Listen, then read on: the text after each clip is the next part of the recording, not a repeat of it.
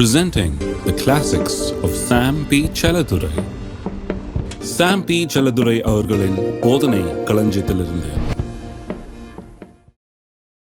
அப்பொழுது அவர், நீங்கள் என்னை யார் என்று சொல்லுகிறீர்கள் என்று கேட்டார். சீமோன் பேதுரு பிரதியுத்தரமாக, நீர் ஜீவனுள்ள தேவனுடைய குமாரனாகிய கிறிஸ்து என்றான். இயேசு அவனை நோக்கி, யோனாவின் குமாரனாகிய சீமோனே, நீ பாக்கியவான், மாம்சமும் இரத்தமும் இதை உனக்கு வெளிப்படுத்தவில்லை, பரலோகத்தில் இருக்கிற என் பிதா உனக்கு இதை வெளிப்படுத்தினார். மேலும் நான் உனக்கு சொல்லுகிறேன், நீ பேதுருவாய் இருக்கிறாய், இந்த கல்லின் மேல் என் சபையை கட்டுவேன், பாதாளத்தின் வாசல்கள் அதை மேற்கொள்வதில்லை. கிறிஸ்துவை ஆண்டவர் என்று அங்கீகரித்து கிறிஸ்துவை ஆண்டவர் என்று அறிக்கை செய்கிறார்களே, இந்த கல்லின் மேல், அந்த கிறிஸ்துவின் பேரிலே வைக்கிற விசுவாசம் இருக்கிறதே, அந்த கல்லின் மேல் தான் சபையை இயேசு கட்டுகிறார். பாதாளத்தின் வாசல்கள் அதை மேற்கொள்வது கிடையாது. கிறிஸ்துவை ஆண்டவர் என்று அங்கீகரித்து ஏற்றுக்கொள்ளுகிற வாழ்க்கையிலே பிசாசினுடைய அதிகாரங்களும் துரைத்தனங்களும் வல்லமைகளும் கர்த்தத்துவங்களும் அவனை மேற்கொள்ள முடியாது. ஏனென்றால் இயேசு அவனுடைய வாழ்க்கையில் ஆண்டவராக இருக்கிறார். அப்படிதான் சபை கட்டப்படுகிறது. அப்படி ரட்சிக்கப்படுகிறவர்கள் மூலமாக தான் சபை கட்டப்படுகிறது. அந்த கல் என்ன? கிறிஸ்து. கிறிஸ்துவின் பேரில் வைக்கிற விசுவாசம், கிறிஸ்துவை அங்கீகரிப்பது, கிறிஸ்துவை அறிக்கை செய்வது என்கிற அந்த அஸ்திபாரத்தின் மேல் நாம் கட்டப்படுகிறோம். அந்த அஸ்திபாரம் நமக்கு உண்டாகிவிட்டது. எத்தனை பேர் இயேசு கிறிஸ்துவை ஆண்டவர் என்று ஏற்றுக்கொண்டு அந்த வெளிப்பாடு கிடைத்து அவரை அறிக்கை செய்திருக்கிறீர்கள்? இல்லையா? நாம் எல்லாம் செய்திருக்கிறோம். அப்படிதான் சபைக்குள்ளாக வந்தோம், அப்படிதான் ஆரம்பித்தோம். இப்பொழுது அதன் மேலே எப்படி கட்டுவது? அந்த அஸ்திபாரத்தின் மேலே எப்படி கட்டுவது? மத்தேயு 7ஆம் அதிகாரத்துக்கு திருப்புவோம். 24ஆம் வசனம். ஆகையால் நான் சொல்லிய இந்த வார்த்தைகளை கேட்டு இவைகளின்படி செய்கிறவன் எவனோ அவன் கன்மலையின் மேல் தன் வீட்டை கட்டின புத்தியுள்ள மனுஷனுக்கு ஒப்பிடுவேன். பெருமழை சொரிந்து பெருவெள்ளம் வந்து காற்றடித்து அந்த வீட்டின் மேல் மோதியும் அது விழவில்லை, ஏனென்றால் அது கன்மலையின் மேல் அஸ்திபாரம் போடப்பட்டிருந்தது. நான் சொல்லிய இந்த வார்த்தைகளை கேட்டு இவைகளின்படி செய்யாதிருக்கிறவன் எவனோ அவன் தன் வீட்டை மணலின் மேல் கட்டின புத்தி இல்லாத மனுஷனுக்கு ஒப்பிடப்படுவான். பெருமழை சொரிந்து பெருவெள்ளம் வந்து காற்றடித்து அந்த வீட்டின் மேல் மோதின போது அது விழுந்தது, விழுந்து முழுவதும் அழிந்தது என்றார். 2 வீடுகளை குறித்து ஆண்டவர் பேசுகிறார். இந்த கதையை எல்லாரும் கேட்டிருக்கிறோம். ஒன்று கன்மலையின் மேல் கட்டப்பட்ட வீடு, இன்னொரு மணலின் மேல் கட்டப்பட்ட வீடு. ஒருவன் கன்மலையின் மேல கட்டுறான், இன்னொருவன் மணலின் மேல கட்டுகிறான். அந்த 2 வீட்டுகளுக்கும் ஒரே மாதிரியான சோதனைகள் வருகிறது. அந்த சோதனைகளை வாசித்தீங்கன்னா எக்ஸாக்ட்லி சேம் வேர்ட்ஸ், அதே வார்த்தைகளை சொல்லுகிறது. பெருமழை சொரிந்து பெருவெள்ளம் வந்து காற்றடித்து அந்த வீட்டில் மோதி, இதுதான் சோதனை. பெருவெள்ளம், பெருமழை, காற்று வீட்டில் மோதுது. அடுத்த ஆளுக்கு பார்த்தாலும் அதே சோதனை தான். சோதனையில வித்தியாசம் இல்லை. இந்த 2 பேருக்குள்ள என்ன வித்தியாசம்? சோதனையில வித்தியாசம் இல்லை. சிலர் நினைக்கிறாங்க உங்களுக்கு வந்து சோதனை வேறங்க, எங்களுக்கு இருக்கிற சோதனை வேற, அதனால தான் இப்படி. கிடையாது.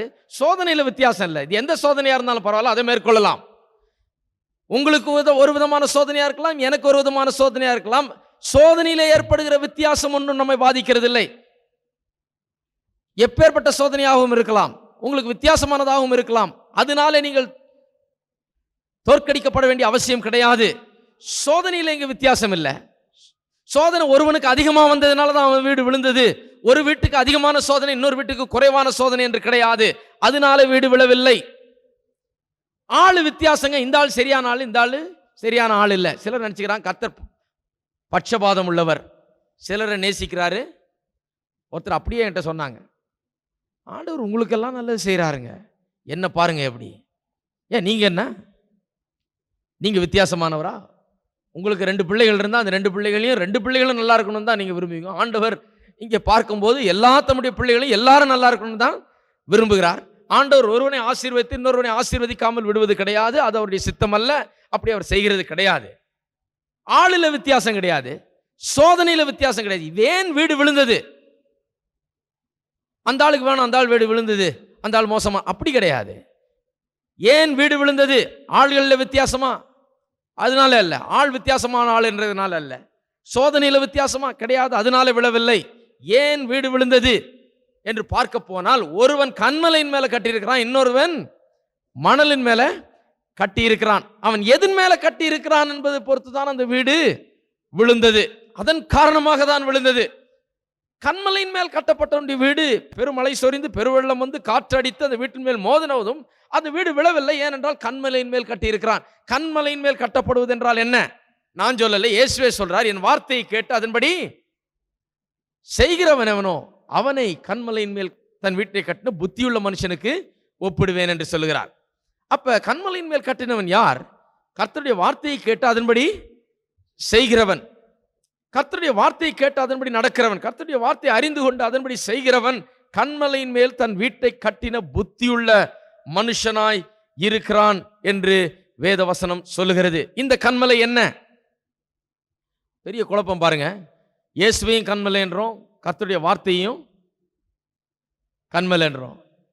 இதை வேதத்தை வாசிக்கும் போது எந்த கன்மலையை குறித்து பேசுதுன்னு பார்க்கணும். மத்தேயு 16ஆம் அதிகாரத்தில் இந்த கல்லின் மேல் சபையை கட்டுவேன் என்று சொன்னது கர்த்தருடைய வார்த்தை அல்ல, அது இயேசுவை குறித்து சொல்லப்பட்டிருக்கிறது. இந்த கல் என்பது இயேசுவையே குறிக்கிறது. மத்தேயு 7ஆம் அதிகாரத்தில் கன்மலையின் மேல் தன் வீட்டை கட்டின புத்தியுள்ள மனுஷன் என்று சொல்லும் போது இது இயேசுவை குறிக்கவில்லை, இயேசுவினுடைய வார்த்தைகளை கேட்டு அதன்படி செய்வதை குறிக்கிறது. ரெண்டு காரியம். அஸ்திபாரம் ரெண்டு காரியமாக இருக்க வேண்டும். நன்றாக கவனிங்க. ஒன்று, முதலாவது அஸ்திபாரம் கிறிஸ்து, கிறிஸ்துவின் பேரில் வைக்கிற விசுவாசம், அவரை குறித்த வெளிப்பாடு, அவரை அங்கீகரித்து ஏற்றுக்கொள்ளுகிற அந்த அறிக்கை, அது ஒரு அஸ்திபாரம், அது கல். அந்த கல்லின் மேல் தான் சபை கட்டப்படுகிறது, அந்த கல்லின் மேல் தான் நாம் கட்டப்படுகிறோம்.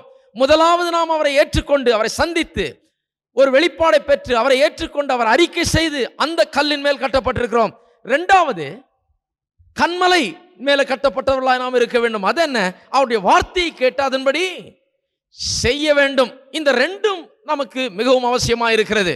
கிறிஸ்து என்கிற அஸ்திபாரம் தேவையா இருக்கிறது. அந்த கிறிஸ்து என்கிற அஸ்திபாரம் கிடைத்த உடனே அடுத்த காரியம் என்ன பண்ண வேண்டும்? கன்மலையின் மேல கட்டப்பட வேண்டும். அதாவது தேவனுடைய வார்த்தையின் பேரிலே கட்டப்பட வேண்டும்.